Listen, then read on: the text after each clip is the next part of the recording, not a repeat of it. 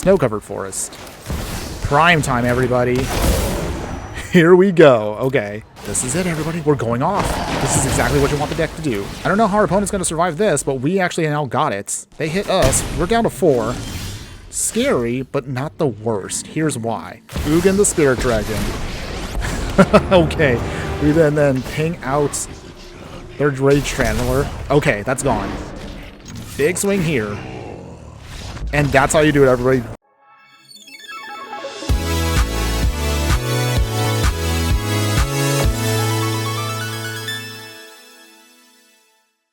Hello, my fiery friends, the Infernoman here with the hottest in budget deck technology. And for today's deck tech, we are going to be ending the year of 2023 very soon as of the posting of this video, but of course we wanted to go out with a bang. So join me today as we play a deck that, to be honest, actually I'm not a fan of, but of course I really wanted to just give this deck a fair shot. So that's why I kind of figured, why not try something a little bit out of the usual for me and see if we can bring this into the timeless format on a budget. So as I just mentioned earlier, we're going to be trying to ramp into some big creatures and hoping that we can overwhelm our opponent with the amount of insane value this deck can provide. Join me today in this Simic Ramp that we're building that I am calling Attack on Titan.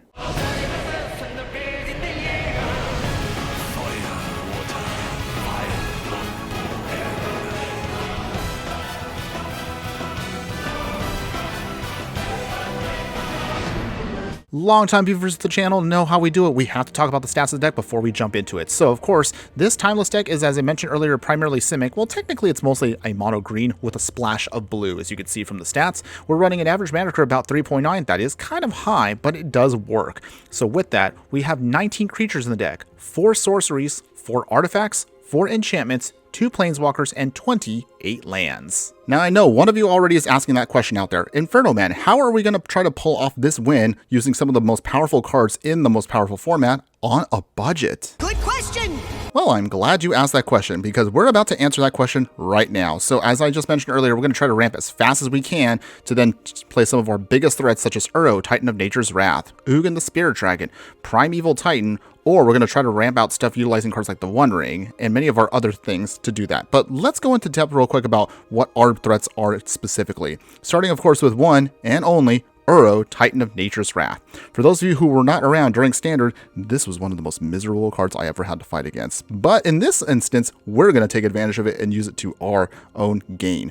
So, as I just mentioned, the Titan is a legendary Elder Giant 6/6 for 3 mana that reads, when it enters the battlefield, you sacrifice it unless it escaped. Whenever Uro enters the battlefield or attacks, you gain 3 life, draw a card, and you may put a land card from your hand onto the battlefield. You can then play for the escape cost of 2 blue and 2 green and exile 5 other cards from your graveyard to bring it onto the battlefield. Whew!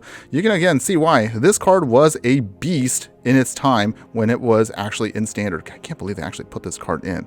That was a wild time to play Standard in Magic. But in any case, of course, the card is going to try to be a pseudo ramp piece for us. Even though it goes into the graveyard in the early game, we'll be able to then bring it back later on for the escape mechanic and then try to take advantage of its abilities from there. Now, as far as supporting Uro's game plan here, we're going to, of course, take advantage of the one and only One Ring itself. I've already talked about this card so many times already. In fact, I even nominated it for our card of the year, so we're not going to go over it again. Just, of course, play the card. It's insanely good. How can we not, of course, in this style of deck? As your other big Titan threat in the deck, we're going to be talking about Primeval Titan. I actually realize now we've played this card already in a previous deck tech, so we won't go over it too much, but ideally enters the battlefield, gets us some lands out, and then we can then just go to town with it as its triggers keep going off and eventually overwhelming your opponent, getting us the victory. And then your other major threat, technically we kind of use this more as a pseudo wrath, but of course we had to have Ugin the Spirit Dragon. As I've mentioned before, we've of course talked about this card in the past, but of course it's an incredibly powerful planeswalker, goes well in this deck. You can easily cast it very quickly, despite the fact that it's actually 8 mana to cost. But of course, in this deck, with all the ramp that we have, it's perfect. And then you're going to see right here, we actually have another interesting card here that we actually don't really intend on casting, but it can actually be a decent threat and blocker if we absolutely need it in a pinch. Generous End. But the interesting part about the card is it has forest cycling, and it's also just regular forest cycling, not even basic. What that basically means is for 1 mana, you can discard this card and then search your library for a forest card, reveal it, and put it into your hand and shuffle. So in the early part of the game, the Generous End is going to be some of our extra ramp to ensure that we can get to our lands that we need to cast on time. Or if we have to in the mid to late game, you can actually just cast it for its cost, which allows us to then provide a decent blocker along the way. How do we, of course, dig out our Primeval Titan or even a Generous End in the later parts of the game? Well, you got me. Well, working our way backwards here, our only other creatures are Fierce Empath, where this little elf is a 1/1/3 mana, but it allows us to, of course, dig through our deck when it enters the battlefield for a creature card with a mana value of 6 or greater. Ideally, this means this is perfect, of course, to get out Primeval Titan, or if we absolutely have to in a pinch, again, Generous End. Our final creature in the deck is honestly the most innocuous and most innocent of creatures here, a Boreal Grazer, a simple little 0/3 for 1 mana that has reach also, and when it enters the battlefield, you can put a land card from your hand onto the battlefield tapped. Just helps us, of course, with the ramp package, and again, in the Timeless format, for those of actually who have been playing in Timeless, there's a lot of aggressive decks out there, so we just need at least a couple of chump blockers like that Fierce Empath, a Boreal Grazer, to ensure that we can get to our bigger threats and just eventually wipe the board clean of our opponent. The support cards that we're going to utilize in the deck are going to be Spelunking. This card actually is amazing in this deck and really is the reason why we wanted to now play this deck completely in Timeless. As far as your only other support in the deck, you have Bala Ged Recovery. It can be a modal land where it can enter the battlefield tapped, or you can use it to return any card from your graveyard to your hand. There's a specific reason why we want this, besides of course bringing back, say, our Uros, our One Rings, Ugins. There's actually one other specific card, and we're going to jump to it right now in the land base. Besides the cards themselves that I just mentioned right now, we of course want to focus on the lands themselves, which is why you're going to notice right now we have a giant hodgepodge to them. You'll of course notice that in the upper right hand corner, I purposely left out one card that we need to talk about, but is incredibly awesome and powerful for our deck. Field of the Dead.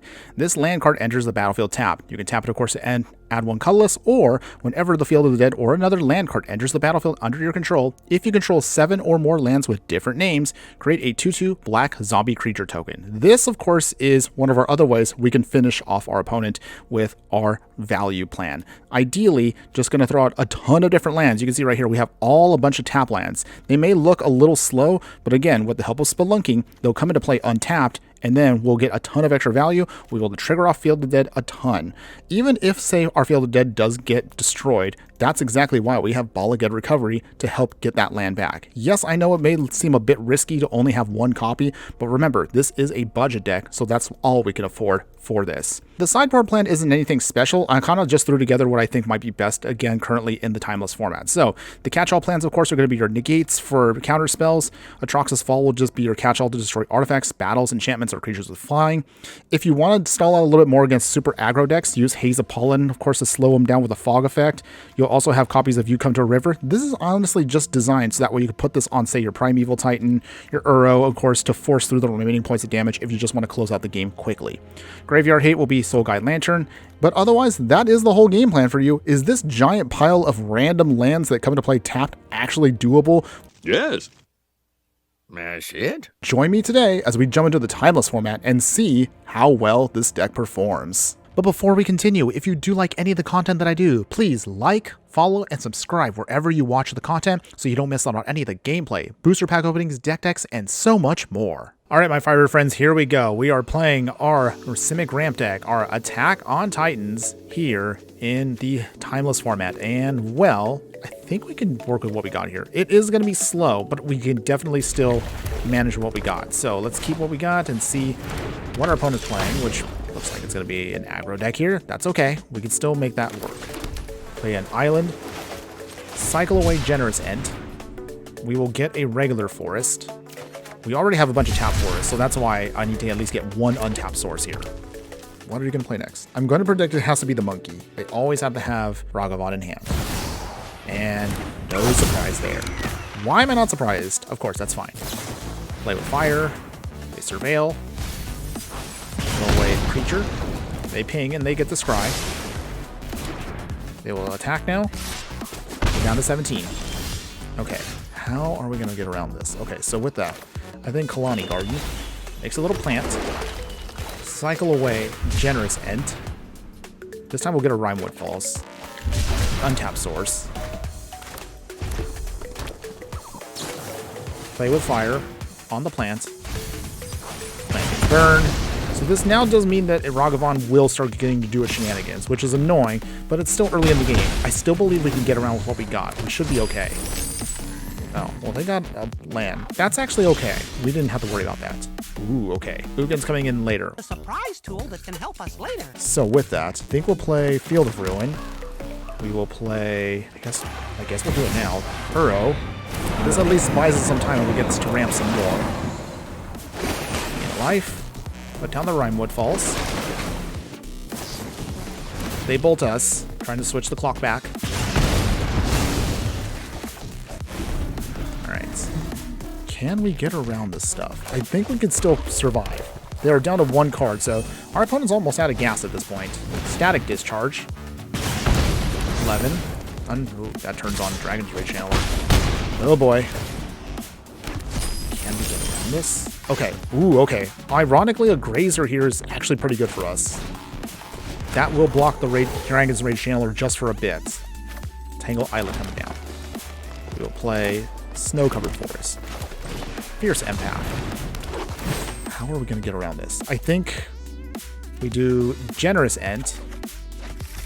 Cycle it away to make sure we get our land drop. We get a Snow-Covered Forest again. Okay, I think we stabilized. I think we somehow we survive. Eidolon. We don't care about Eidolon. That's okay for us. So here's how we do this. Block the monkey. Block the Dragon's Rage Channeler. Creatures die, but their monkey is gone. Okay. Whew! We barely got out of that alive. Snow-Covered Forest. Prime time, everybody. Here we go. Okay. We get out our Broker's Hideout and a Field of the Dead. This is it, everybody. We're going off. This is exactly what you want the deck to do. So with that, we will get our island. Another zombie. I don't know how our opponent's going to survive this, but we actually now got it. We got the win. They hit us. We're down to 4. Scary, but not the worst. Here's why. Snow-Covered Forest down. Make another zombie. Ugin the Spirit Dragon. Okay. We then ping out their Rage Channeler. Okay, that's gone. Big swing here. And that's how you do it, everybody. That is the dream. Oh, man. That was beautiful. That's exactly what you wanted the deck to do. All right, my fire friends, here we go. We are playing our Attack on Titan deck here in Timeless. And, well, we do have at least 2 sets of the One Ring, and we have an Arboreal Grazer. We have enough lands to actually get to the One Ring, so I think we can keep this hand. Let's go ahead and see what we can do with what we got. All right, they shock themselves. Here comes Ragavan. The monkey! Oh, boy. Well... Oh, geez. Well, we have like 3 copies of the One Ring. Well, not exactly what I wanted, but it's okay. We'll make it work, everybody. Either way, Snow-Covered Forest, Arboreal Grazer coming down. We now can put down another land, our Tangle Islet. At the very least, our little Grazer here can block the monkey, so we should be okay for a little while, right? As long as they don't have removal, right? A few moments later. And yes, they do. They bolt our Grazer. Monkey gets in. Well, this is absolutely pleasant. It's okay, everybody. I'm not worried. Should be fine. Okay. Well, the Generous Ent, they don't really have an option to use that, so that's fine. That helps us. We should be okay for a little bit. Thornwood Falls. I'm going to play tapped. Get a little life. Okay, so at the very least, next turn, we can start going off with our One Rings. We should be fine after that. We just have to hope that our opponent doesn't try to get super aggro. On the other hand, they only have 3 cards left. Wait, what did they exile this time? Oh, just land. Well, that's okay. This is fine. Any case, Snow-Covered Forest. Time for the One Ring to do its job. Orcish Bowmaster. Oh, okay. We're about to get punished here a little bit. But that's okay. We then tap, draw a card. This unfortunately does mean that the Bowmaster will get a little bit bigger here with their army. But that's okay. We still have a turn to go off. We'll be okay. I think what we're going to probably have to do is just abuse our extra copies of the One Ring to get through this. Okay, another land. They can't swing at us. I mean, actually they can, but they're not going to do anything, so... Can't really do anything. That's fine. Okay. Hang ourselves. Here comes Uro. Normally this would help us out, but we're kind of in an awkward spot here. That's okay. So here's how we do this, everybody. Broker's Hideout. Sack it. We dig for a land. We'll just get out of forest. We will play our second copy of the One Ring. This does look awkward because we're not exactly getting the value we want, but that's okay. So with that, we're going to keep the original one. So this is how we do it. We still get the trigger, so we protect ourselves. Draw 2 cards. Bowmasters does get a little bit bigger here, but we're not worried about that because we're still protected. This kind of puts also our opponent at an awkward spot. They have to ping their own thing. Okay, so how do we do this next turn? I think we can go off with Primeval Titan. We should be fine next turn, I think. Opponent can't swing. So we lose a little bit of life here. Down to 13. Rimewood falls. Okay, so with that, Field of Ruin. All right, time to attack with our Titan. Let's see. Can this work? It should work at least, I believe. Okay. Any case. Okay, Titan, we need to dig out now our Field of the Dead. This is what we came here for, everybody. So here we go. We will get our Field of the Dead. We'll get a Broker's Hideout. We need to then trigger off some more life gain, and we need to get those zombies online. All right, here come our zombie army. Okay, get an island. Bitter Triumph. Okay, well, that's unfortunate for us, but we're fine. We should be able to be stable here. We lose our Titan. We should be able to go off with another copy of the One Ring and Uro. I think we can do this, everybody. I believe in us. Oh, they just thought sees us. Well, that's unpleasant. Throw away Grixis Shadow. What are they going to throw away? Goes the One Ring. All right, opponent. Swinging. Yes, they do. So how do we do this? I think we're going to have to kind of awkwardly block. We take 3. Down to 11. All right, and then pass the turn. Well, we're down to 9. We're getting a little close to the end here. I'm a little concerned, but we should be still okay, right? Make another zombie. We Bala get recovery to bring back the One Ring. Play the One Ring. Get our protection back. We'll keep the new one. And okay, well, we'll try to tap again. We need to draw cards. Ooh, there's our Spelunking. Okay, well, that helps us out a bit here. No attacks. We need to keep our zombies alive as long as we can. Loris coming down. They go swinging at us again. Can't do anything because, well, we're protected, but that's fine. Okay, so here's how do we do this? Spelunking. Everything now comes into play untapped. We draw a card. We will throw out the Hunter's Maze. Untapped. Make a zombie. Unfortunately, also, that does mean their Bowmaster is going to keep pinging us here, which is really awkward. We then Uro. Gain a bunch of life. Put out the lake. Get some life. We take, unfortunately, a ping here. That's okay. I think we escape. We'll try that. Escape with 5 cards. Gain some more life. Ooh, okay. If we could survive one more turn, we could probably beat them with Ugin. Okay. We have a game plan, everybody. Tapped. Get another zombie. Okay. No attacks. Pass.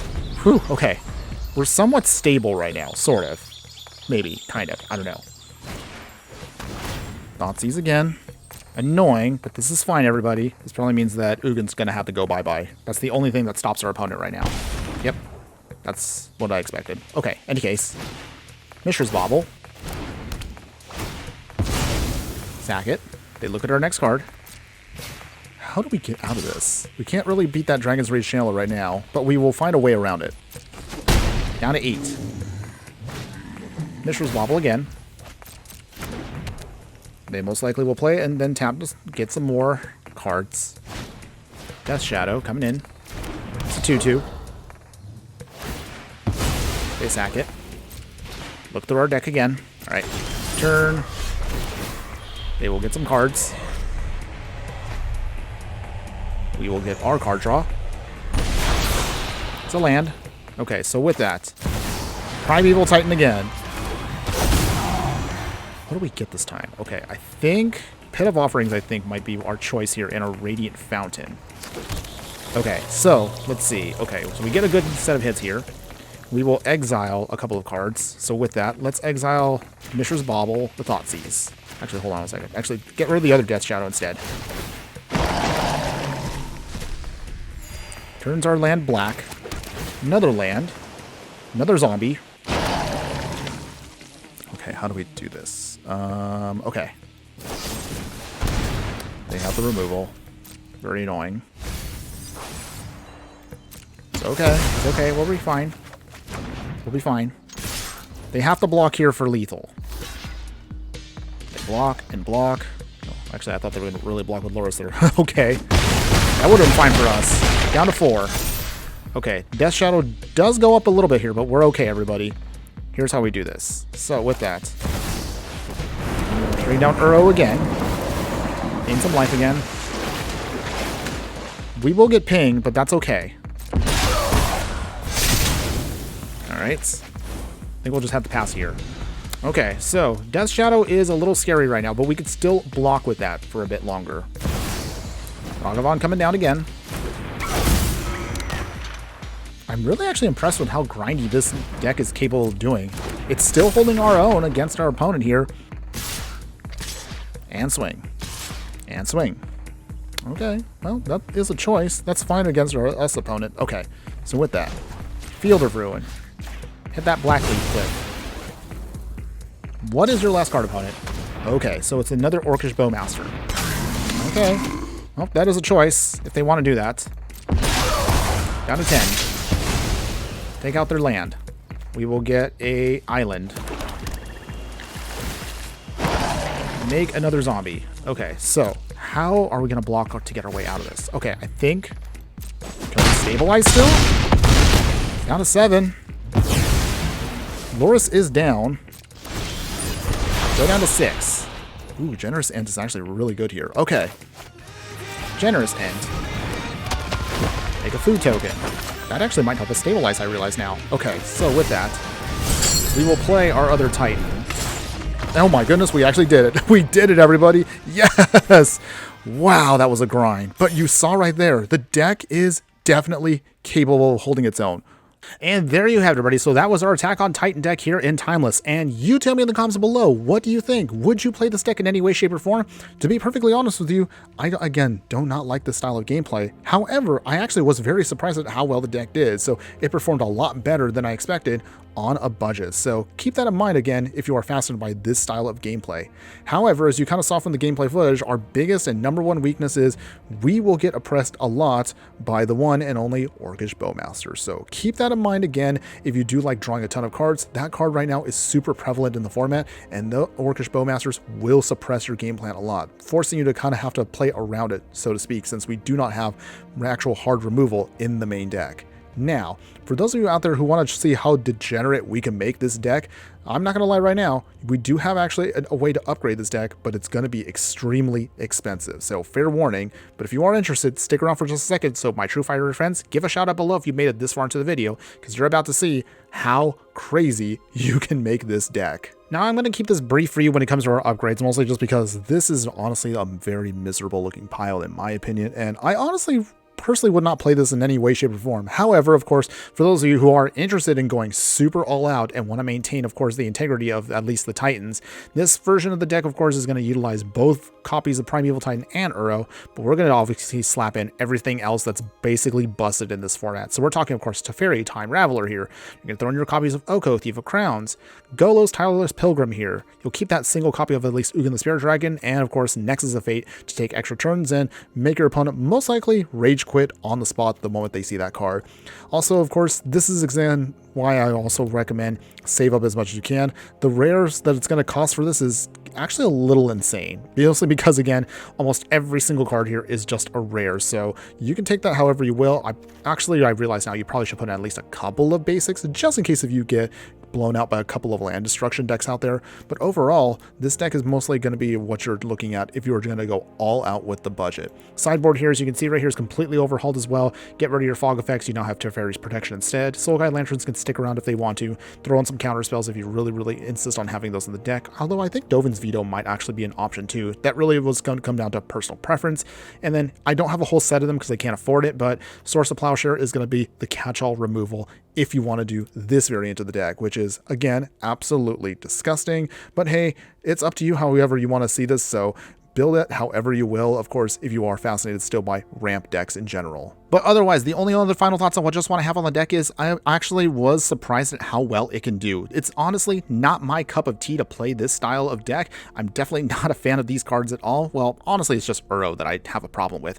However, I'm sure many of you out there do like these styles of decks. So of course, as always, we have to give a fair shot to any type of deck out there, whether I am a fan of it or not. So this, of course, ensures that all of you out there can have at least something that you can choose from on a budget. And I can definitely say it really took until 2023 with a couple of key cards to ensure that this deck actually is not only capable of being done on a budget, but also still powerful and just as fun, which can hold its own against many other decks in the new Timeless format. But again, for those of you who want to end the year on a high note, if you are a fan of ramp decks, if you are a fan of playing the most powerful cards in the most powerful format on Arena, definitely give this deck a try. And I assure you, whether you want to end 2023 with this deck or any other time of the year, you'll have a lot of fun doing so. You'll be able to overwhelm your opponent with the jank pile of lands that you will be able to throw out onto the battlefield, and you will definitely not be disappointed. That's all I have for you today. Thanks again for watching, everyone, and just remember that no matter what you do play in the game of life, always be sure to burn bright. Later!